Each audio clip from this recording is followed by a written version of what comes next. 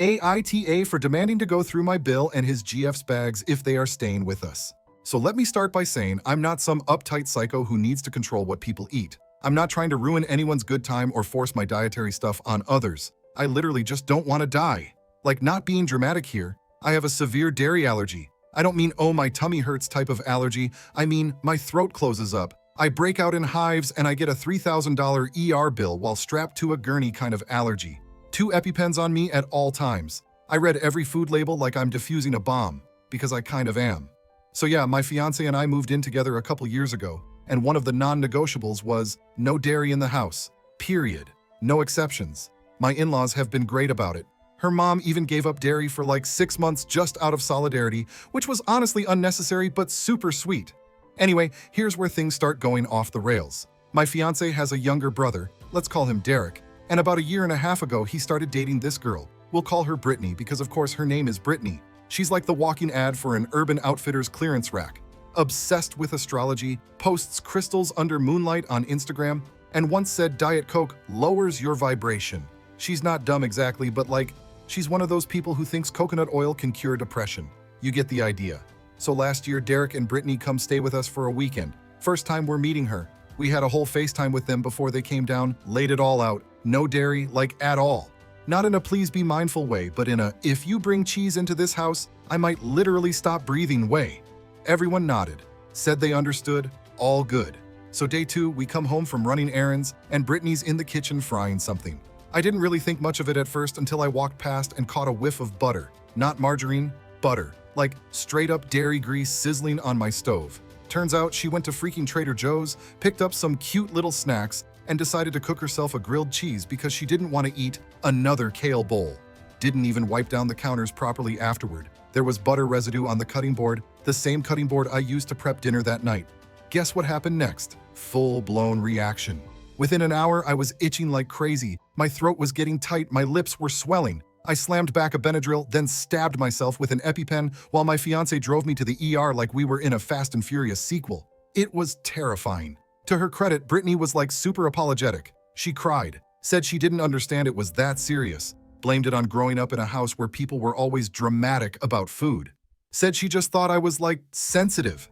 I wanted to kick her out right then, but my fiance talked me down and Derek was really torn up. We figured it was a stupid mistake and moved on. Stupid but fixable. Fast forward like 9 months. Derek's coming back to visit, and for whatever reason, Brittany's coming too. My fiance and I are like, okay, but only under one condition. We make it crystal clear again that this allergy thing is life-threatening and there's zero tolerance this time. We even hopped on a Zoom call to say it all just to be safe. Brittany nodded along, said she was fine with eating vegan all weekend, promised not to bring any dairy, blah blah. Second night of the visit, I'm taking out the trash from the guest room they were staying in. Just normal cleaning up stuff, right? But the second I open the bin, I see something shiny. 2 candy bar wrappers, Hershey's, and a goddamn empty Chick-fil-A milkshake cup, straw still in it. I just stood there, holding the trash bag. Like, are you serious right now? After everything that happened, after seeing me nearly die, this girl brought dairy back into our house like it was no big deal? Like, what kind of sociopathic behavior is that? So I confront her, not yelling or anything, just holding up the trash bag and saying, really? And immediately, all hell breaks loose. Derek starts yelling, she starts crying. My fiance looks like she wants to melt into the floor. Brittany's defense? I didn't eat it near the kitchen. I ate it in the room. Like the walls are magical barriers against allergens or something. Derek ends up rifling through her suitcase. He finds a literal stash of snacks, string cheese, granola bars with milk powder, and a mini cooler bag with some kind of creamy salad dressing in it. She snuck it in, snuck it. We kicked her out that night. Derek stayed, but it was awkward as hell. That should have been the end of it. But nah, they got back together like a month later, and now they want to come stay with us again. And that's where the next level of crazy begins. Alright, so after that whole incident with the Dairy Queen of sabotage, I assumed the relationship was DOA. Like, how do you almost kill your boyfriend's brother's fiance and just rebound from that? But nope. Apparently, toxic love is a hell of a drug, because a few weeks after we kicked her out, I saw them post a boomerang on Brittany's Instagram, cheek to cheek sipping smoothies captioned, "Stronger than ever, had twin flames." I won't lie, I laughed out loud. Twin flames? She literally set our house up like a lactose landmine and almost sent me to the ICU.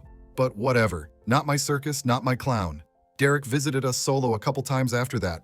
We didn't bring Brittany up and he didn't mention her. And honestly, it was chill. We hit up In-N-Out. My order is the lettuce-wrapped burger with no cheese obvi. Watched NBA playoffs, stayed up late debating if Costco pizza still slaps. It does. And if you disagree, we can't be friends.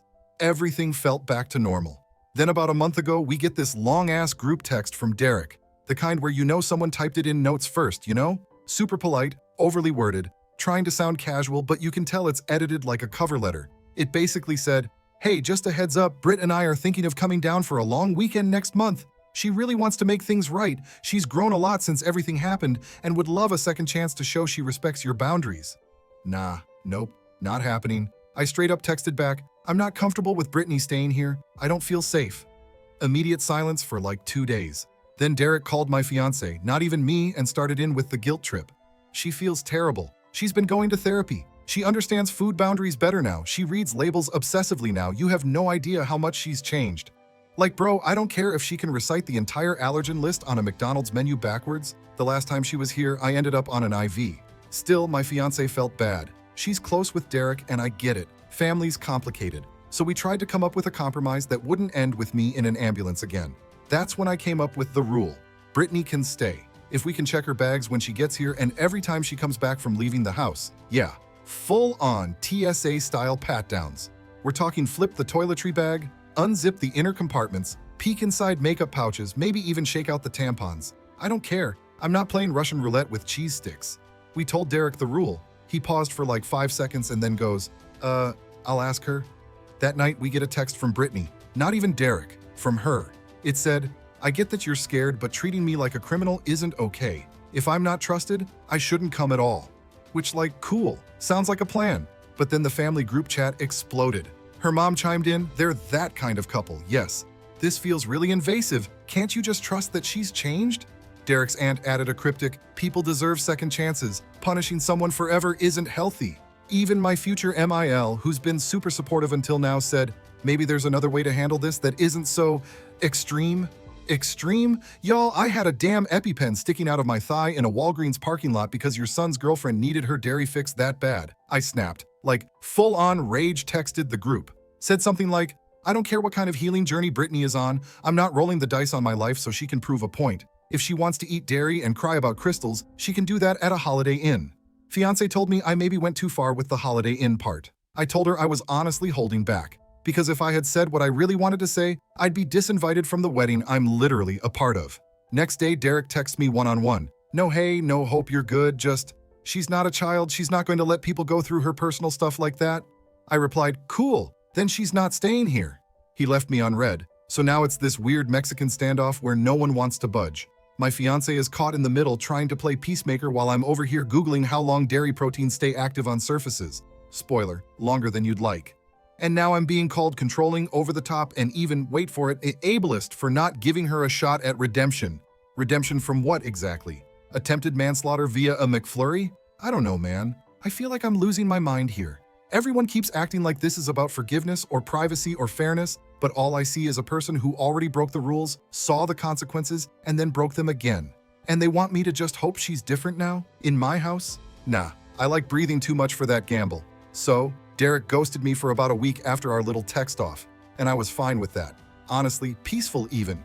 My fiance was stressed out of her mind trying to keep everyone calm while I was one step away from printing a big "No Dairy, No Drama" sign and hanging it on the front door like some unhinged suburban manifesto.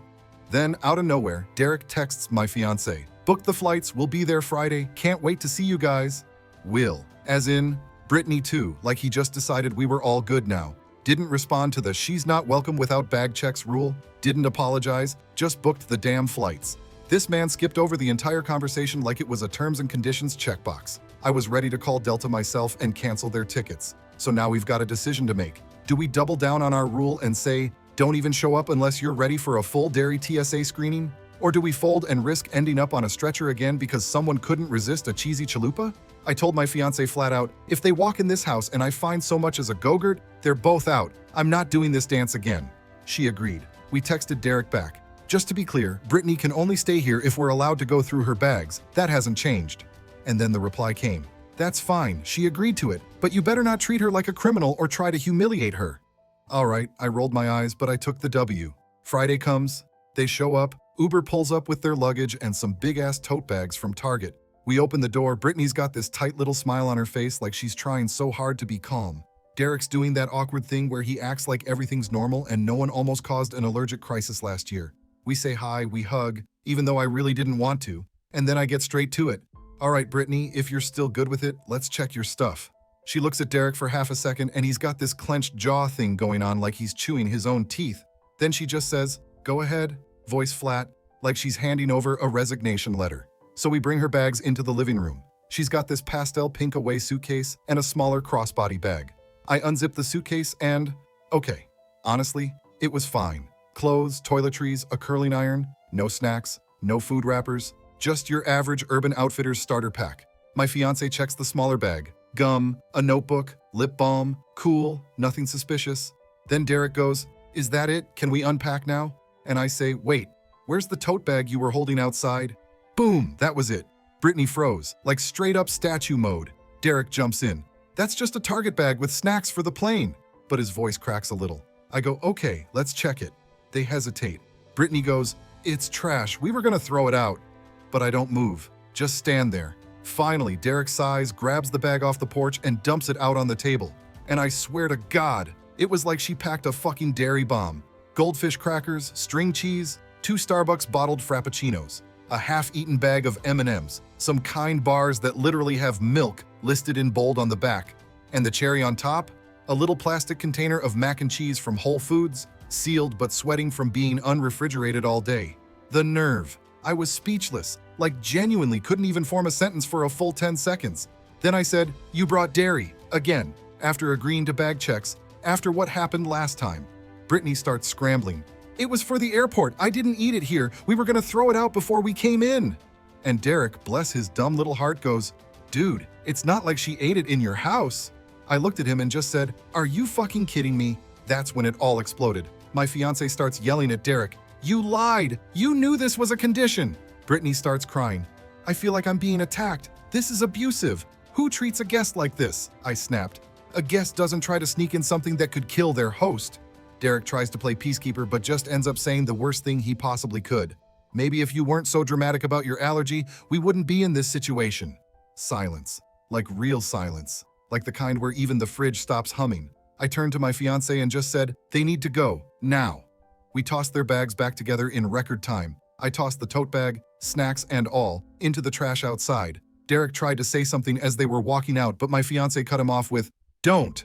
They got a hotel. Haven't heard from them since."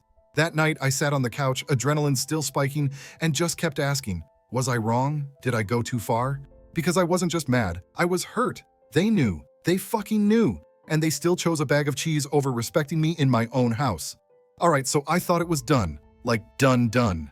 They packed their bags, we yeeted that sweaty tote of dairy death into the trash, and they Ubered off to their sad little Marriott like exiled royalty. I figured they'd cool off, maybe cry over some Panera mac and cheese, and eventually realize they messed up. But nah, apparently Brittany had other plans. 3 days later, I'm sitting in the break room at work, trying to choke down one of those sad microwave meals from Trader Joe's. My coworker Erica walks in holding her phone like she just saw a ghost and goes, "Hey, isn't this your future sister-in-law?" She flips her phone toward me. It's Instagram, Brittany's profile. And right there in a pastel beige story background with sparkly text overlay is a full-on diatribe. When you try to make peace with toxic people but they'd rather control you. PSA, you're allowed to have boundaries too, even if someone says it's about health. Some people just want an excuse to be bullies. Boundaries. Had toxic family, had healing vibes. Only I nearly choked on my sad chicken tikka.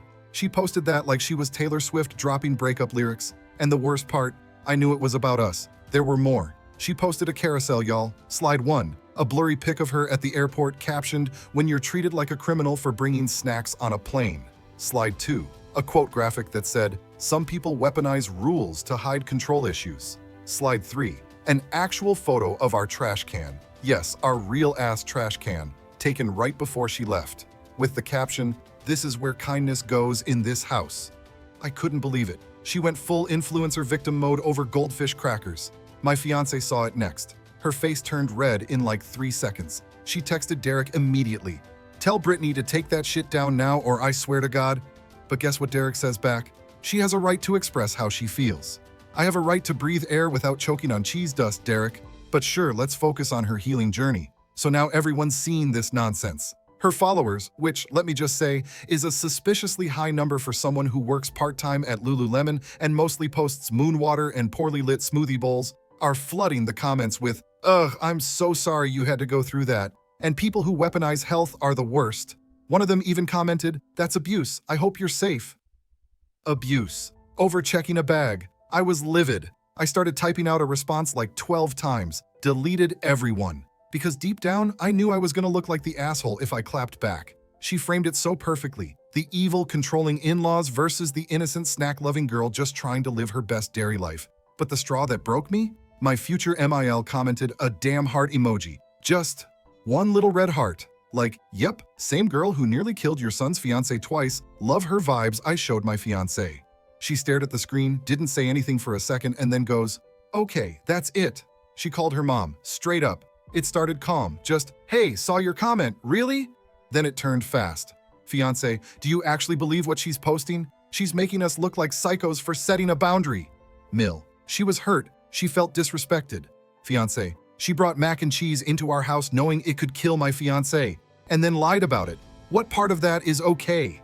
Mill, maybe you could have handled it more privately. Fiance, we asked to check a bag, not a goddamn phone. This isn't the NSA, it's literally about survival.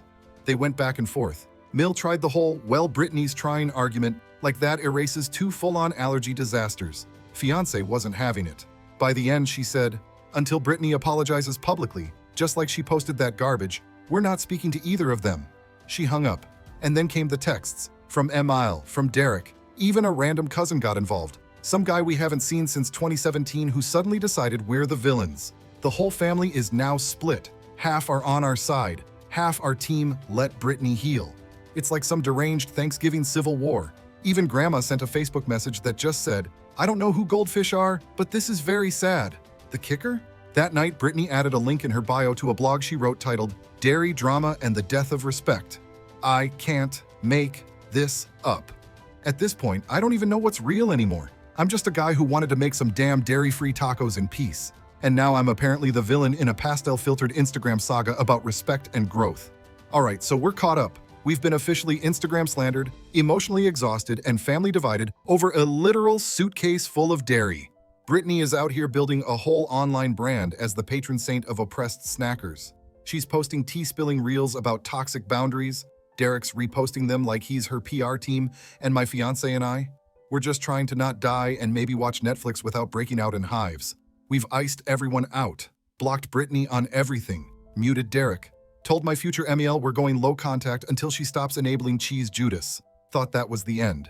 Until the knock, Sunday morning, bright and early, like 7:46 a.m. early. I'm half asleep in basketball shorts brushing my teeth when there's this aggressive pounding on our door. I look out the peephole, and I swear to God, it's them, Derek and Brittany, standing on our porch like Jehovah's Witnesses, holding some kind of weird-ass gift basket wrapped in plastic.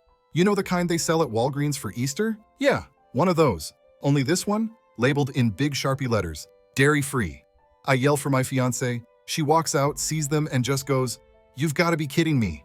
I open the door just enough to say, "What do you want?" And Derek, with the same clueless expression as ever, goes, "We wanted to apologize, in person." I'm like, "Then why is she here?" He blinks, "Because we're a team, she wanted to show you she's serious." I look at Brittany. She's smiling like she's in a hostage video, clutching that basket like it's her golden ticket back into society. My fiance chimes in, "You posted about us. You called us toxic. You humiliated us publicly. And now you're here with a fucking Easter basket?" Brittany starts her speech, clearly rehearsed. "I understand now that my actions caused pain. I didn't fully grasp how my behavior impacted your health and safety. I was reacting from a place of fear and misunderstanding, and I see that now." It sounded like she Googled how to apologize when you get caught. She hands us the basket. Inside is a mix of oat milk chocolates, vegan granola bars, and one of those lavender bath bombs shaped like a unicorn. Cute, but not enough to erase 2 ER visits and a family implosion. I say, "You understand now? After 2 incidents and lying to our faces? You get it now?" She just nods, all calm and serene like she's meditating through the awkwardness.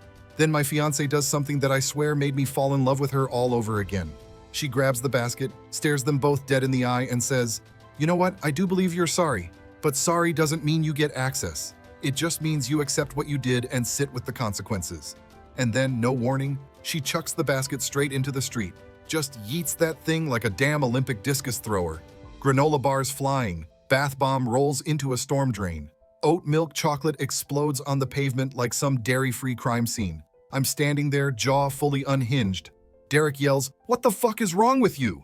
And my fiance, without blinking, says, "You brought a woman into our house who almost killed my partner twice. You lied, you gaslit, and then you tried to spin it on social media like we're the monsters? Take your apology and your Whole Foods PR stunt and get off our property." Brittany starts crying. Derek tries to defend her, something about trying to heal relationships and how she's been through a lot. But at that point, I just say she can heal somewhere else, like at home, with cheese. We shut the door. Dead silence for like a full minute. Then we hear the car start. They peel out like it's Fast and Furious, dairy drift. And that was it. The next few days, radio silence. Brittany deleted the Instagram post carousel, took the blog down too.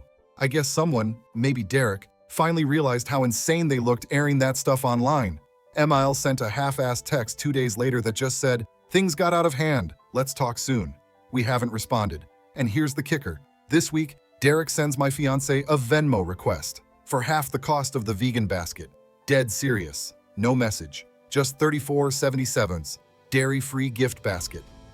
We declined it. Twice. So now I'm sitting here wondering if I am the asshole for drawing such a hard line, for not forgiving, for not being the bigger person everyone wants me to be. But you know what? No. I'd rather be called controlling, difficult, or dramatic than end up in a fucking casket over a milkshake someone thought they could sneak in a purse. AITA for demanding to check Brittany's bags every time she stays at our house? Nah, man. I think I was just the first one to say it out loud. Some people don't deserve a third chance. Thanks for watching. If you liked the story, hit subscribe. See you in the next one.